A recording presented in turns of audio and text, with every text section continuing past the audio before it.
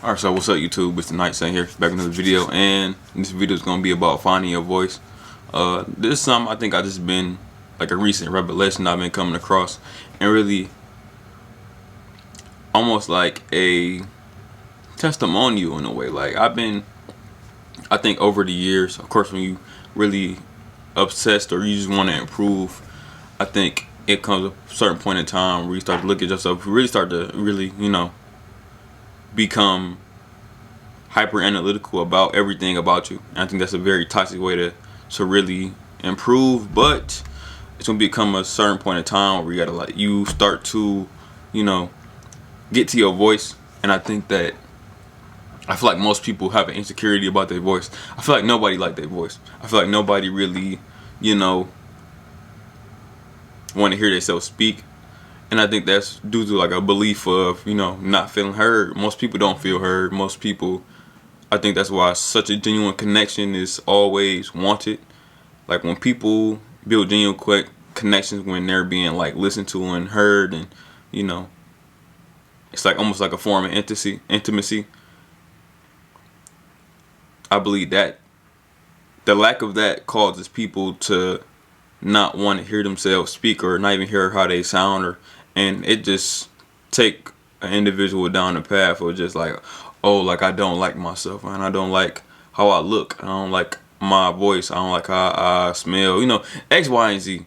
Another path to insecurity, another path of you not feeling enough, another pathway to you feeling inferior to everybody else, and it's just completely wrong. And I guess as of recently, like I think probably a couple years ago, when I started to really, I went to therapy for like I went to therapy for like a month. I wasn't going, I ain't gonna lie. I don't like therapy.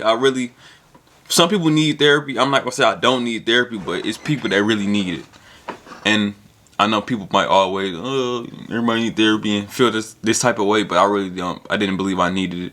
Not saying that it's not things that bother me, but on my own, I had a lot of awareness with my own life, and I can understand what things were pulling me and pushing me, and I can understand that if I didn't fix them, like I said, nobody else will.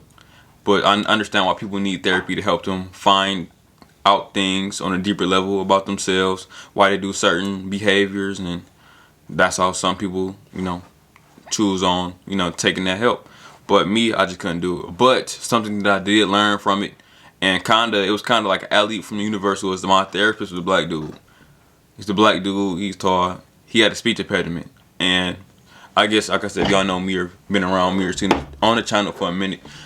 Y'all heard it, y'all seen it, y'all still seeing it today in these videos. But I had a hard time with speaking. Like my problem was I would speak too fast. I'm speaking gibberish. I'm not even thinking about full thoughts, and that made me insecure like a lot of my life. It would cause me not to speak. And I don't know how I even made it through school, but I made it through school because I was just a quiet kid. When you're a quiet kid, people think you smart. I wasn't no smart quiet kid. I was decent. I was decent in school. I was just quiet because I thought I was lame. So, but that was beside the point. So I would just be quiet. And I think when I started to really understand my purpose on a different level, understand my what I wanted to accomplish with my life, I'm like, damn, like I'm gonna have to learn how to speak like clear, concise sentences, trying to get my point across. And I'm like,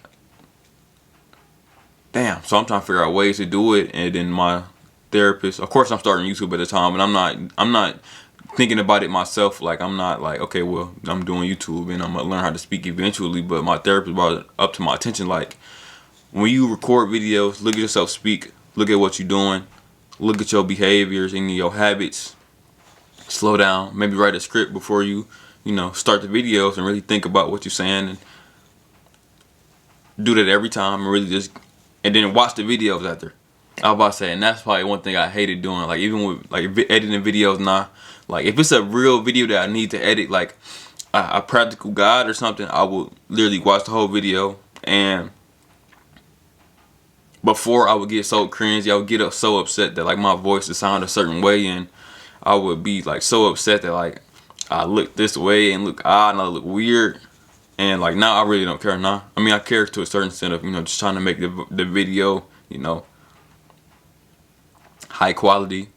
But a couple years ago I was like so consumed with it. I'm like, oh, like I don't like and now I had to force myself to like literally watch and listen to the video just so I can get better at knowing, what I need to improve on, and and really just getting comfortable with myself and how I spoke. Like now where I'm to the point, I can accept my voice as it is. Of course I'm still having my speech problems, but I'm more confident in my voice. I'm associating my voice with myself, and I'm not shunning it no more. It's like with me healing or just really healing my traumas and things like that, I'm understanding that my voice is important. I'm worthy to speak. I'm worthy to speak my heart. I'm worthy to speak my mind, and I'm worthy as anybody else in the world. And with me being that way, I should love myself even if I sound weird. And I mean, we are who we are, and I think that's one thing I have to accept as well, is that my voice it matched who I am and who I'm supposed to be. And it just gave me another appreciation for life. And maybe that's just me. Like I said, I'm just a student in life. I just learn from everything. I just like that everything connects so well. And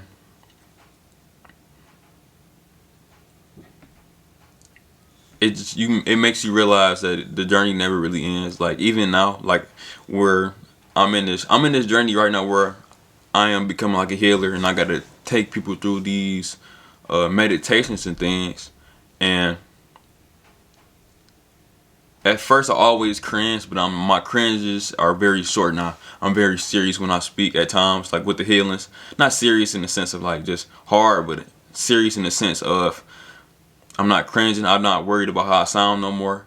I'm just relaxing when I speak. I'm trying to create a very hypnotizing voice. I'm speaking with more intent, and I trust and I believe that my messages are getting across to people, and they make me feel 10 times better.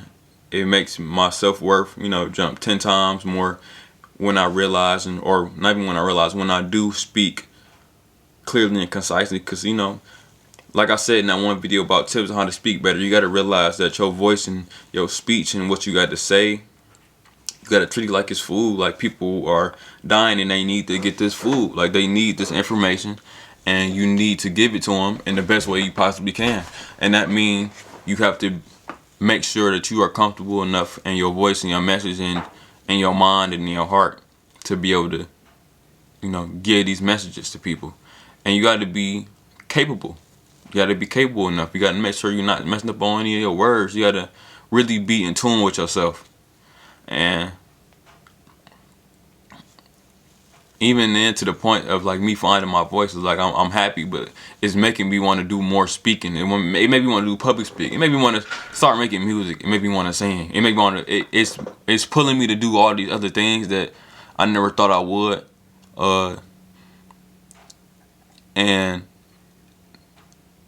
it makes me feel amazing. I'm not even gonna lie to y'all. It helps me really feel like I'm really growing as a person. It's like a progress. Of course, it's not the progress that I want to see. Like I said, I think more when I was intending on healing was to really see, more of the supernatural things. And I think I underestimated a lot of the physical, the physical benefits of, feeling better, being able to speak confidently, more trust inside myself.